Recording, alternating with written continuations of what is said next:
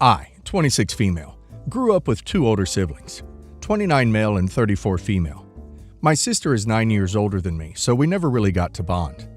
She was also always really mean to me and would hit me and push me around. I still have a scar on my face from her pushing me off of a rock wall in a park when I was 11. I later found out that I am not my father's kid, and he didn't find out until I was 3. And that's when my dad divorced my mom, and she ultimately blames me for, in her words, my parents splitting up. I haven't spoken to my sister since I was 13. She would call me bastard baby and the homewrecker. When I was 17, I couldn't go to college because my mom wasn't well off. My brother said he would help, and he asked my sister if she would chip in, and she wouldn't. So I ultimately decided I wouldn't go. I got a job and worked. When I was 19, I was invited to a party, and that's where I met my boyfriend. We got married when I was 22. I know that's young, no need to tell me. And he put me through college. I'm now a nurse with my bachelor's, and I'm going back for my master's soon. My husband is well off. My brother lost his job during virus and hasn't been able to find good work since, and he almost lost his house, and my husband said he would help him. This brings me to 2 weeks ago. I got a call from an unknown number, and it's her, and she's happy to hear from me and find me, and she's acting like we had a good relationship. Then it comes out. Her husband made some bad business deals and they're going under. She's been staying with our dad. Mind you, she's always called me a bastard, and I took her dad from her, so it's funny that he's now our dad. And she just needs some help to get on her feet. I told her, when the scar under my eye goes away, I'll give you all the money you want. And she tries to apologize, and I hung up. I really don't know the woman she is now. It may be petty, but she made my life a living hell, and I had no clue why until I was almost an adult. She took her anger out on me. I understand why she was upset, but did she have to be so cruel? I would have preferred if she only ignored me. My brother calls me and tells me I have a niece and nephew, and he understands if I don't want to help her, but I should think about them. And if I don't want to help out, that's still okay. But I don't know them either. All of these people are essentially strangers to me.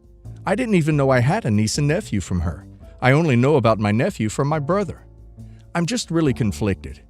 Would I be wrong not helping? If I did, it would be out of my money.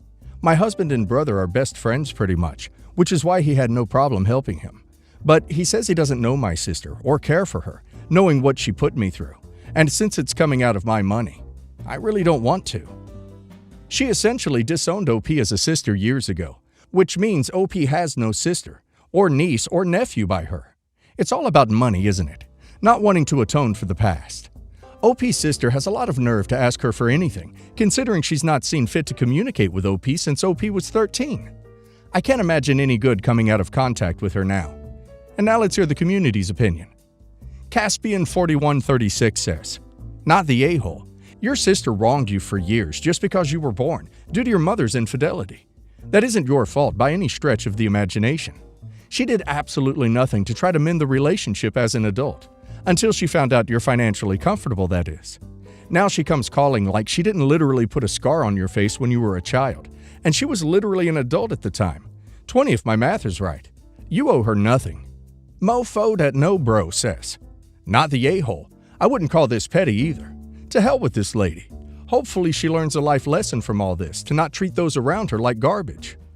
Coco Almonds Rock says, "No need to feel guilty about this. She is a stranger.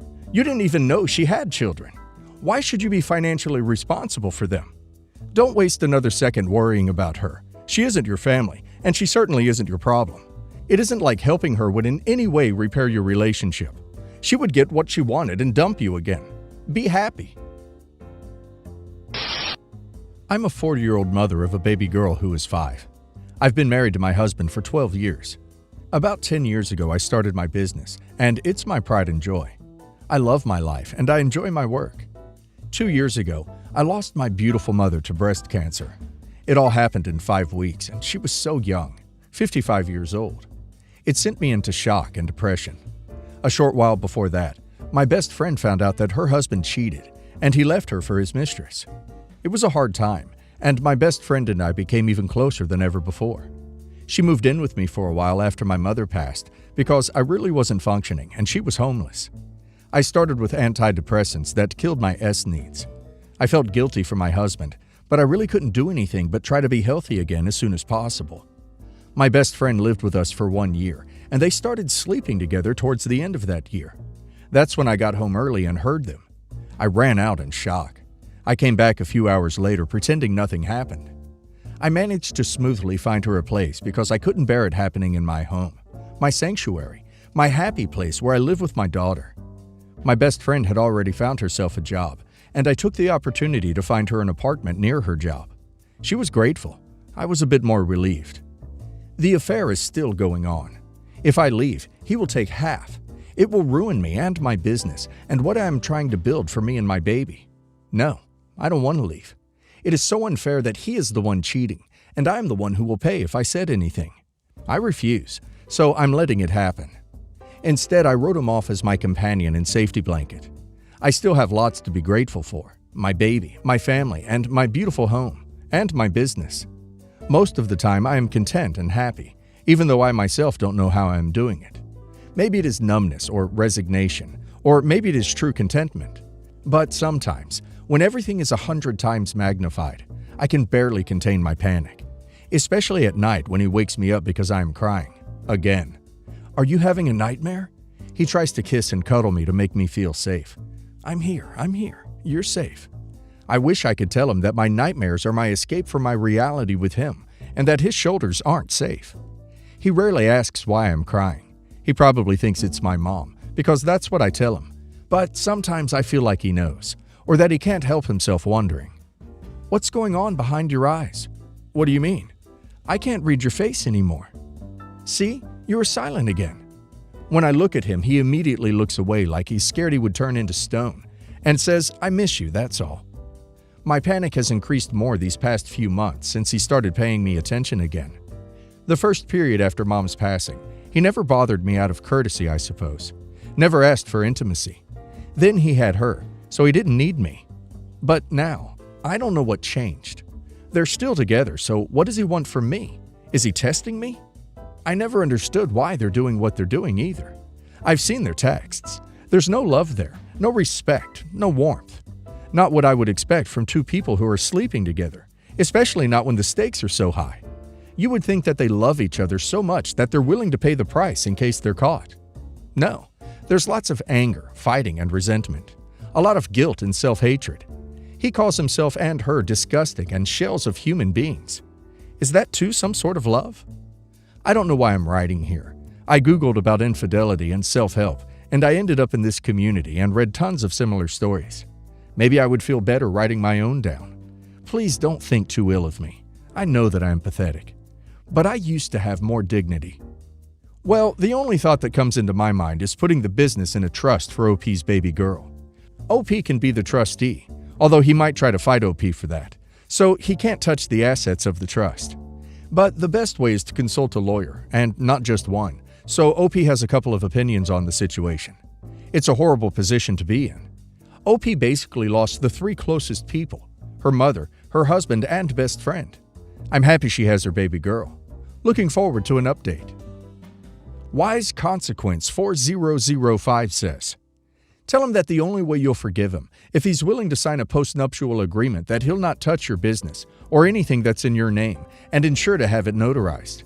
Suggest couples therapy because some courts aren't willing to agree until all options to resolve is done. It also gives you time to prepare for divorce. Queen Mother 81 says, find a lawyer to protect your assets. Also, stop being her friend. Why would you entertain her after she continues to hurt you? Let him know that you know. No point in playing the games they are. Put it out in the open. Tell your friend and family. While you were in the midst of grieving your mom, your husband and ex-best friend decided to engage in an affair after you gave her a place to stay. Literally biting the helping hand. Straighten your spine and coat it in steel. Choice Intention 926 says, please see a lawyer. Hopefully you can find a solution. Your peace of mind is worth more than money. If the business is in your name alone, it's not a marital asset. You need to at least talk to a lawyer and then hopefully divorce him. On the day you serve him, just block her number. It just sucks when you help people at their lowest and they repay you with the same betrayal you helped them to overcome. My mom was married to another guy before she was married to my dad. Her first husband was her childhood best friend, her first and only love until he died. They started dating as teenagers and got married in their 20s and were trying to have kids when he died. They were 28. My mom never loved anyone else again. She met and married my dad, but she never loved him. She married him because she was turned down as a single adoptive parent and because people in her life told her she should find a way to be happy again. I'm their only kid, and she named me after her first husband. My dad didn't realize for years. Her husband's name was James, like his legal name. It's the one most people used for him. But my mom called him Hunter, and guess what my name is? Hunter. She told Dad she just really loved the name, and my dad liked it too, so he agreed. He only knew her first husband as James, so never made the connection. I was 10 when my dad found out. He found some letters that he initially thought were meant for me, but realized they were to the first husband. They ended up arguing for like 2 weeks straight, and that's how I learned Mom's feelings towards Dad and why she married him. I would sit up and listen to them when I was meant to be sleeping because it weirded me out to learn I was named after her first husband. She always had him very present in our lives. We had loads of photos in the house of him. She would talk about him a lot, and it was pretty clear she was still super in love with him. I only realized last year, but something she also did was switch her wedding ring for my dad out for her original wedding ring when my dad wasn't around. I remember her changing rings a lot when I was a younger kid, and when they divorced, she just always wore her original wedding ring. I wanted my name changed, and my dad does too, but Mom refuses to give her consent, which we need, and the judge has insisted both parents have to consent. My relationship with Mom is not good anyway. I'm not the kid she wanted because I'm not James, Hunter's kid. But she also refuses to let me go and just let me be Dad's kid. She'll sometimes try some performative parenting, but mostly it's sort of like we're roommates when I'm at her house instead of Dad's. I have to split my time every week. The judge refused to let me make the decision. My mom's house has photos of her and James all over the place. It's like a shrine to him, to them. And 2 days ago, she was crying to her former in-laws that we hate her and how awful my dad is to her. When the call ended, I told her she doesn't get to act like the victim when she lied to Dad about my name and named me after her dead husband behind Dad's back, and when she won't let me change my name so I'm not creeped out by the history behind my name. She called me a self-absorbed brat and told me I will never understand her grief. I told her I understood the loss was devastating for her, but she used us and never even loved us, and that was crappy. Am I the a-hole?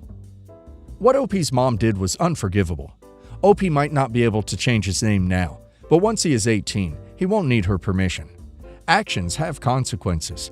But the truth is, grief does weird things to people. Critical Bank 5269 says, Mom has serious psychological issues. Totally not the a-hole. If I was OP, I'd refuse visitation with Mom, and the moment I turned 18, I'd get my name changed legally. Rutabaga Jones 3000 says, Whew, not the a-hole. I'm so sorry you are dealing with this.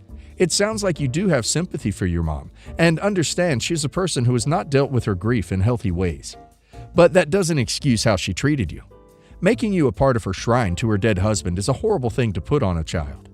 You don't say how old you are, but I'm guessing mid to late teens. Hang in there. You will be able to change your name as soon as you turn 18. If you have a name you like, I would start using it and asking people who are not your mom to start using it too, so it's not such an abrupt switch, and you have a bit of a paper trail for your new name before you switch. Hannah Kelly says, not the a-hole. Your mom needs help. Like, she needs to be working with a mental health professional to figure out how to move forward and stop centering her grief over her ex-husband over everything else in her life, because the amount of harm she's causing is brutal. She is the one who is self-involved here, and I think all you can do at this point is hold boundaries. Also, you have every right to choose a different name and ask the people in your life to call you by it until such a time as you can change it legally. I'm sure she won't respect that, but it's still something you have every right to do.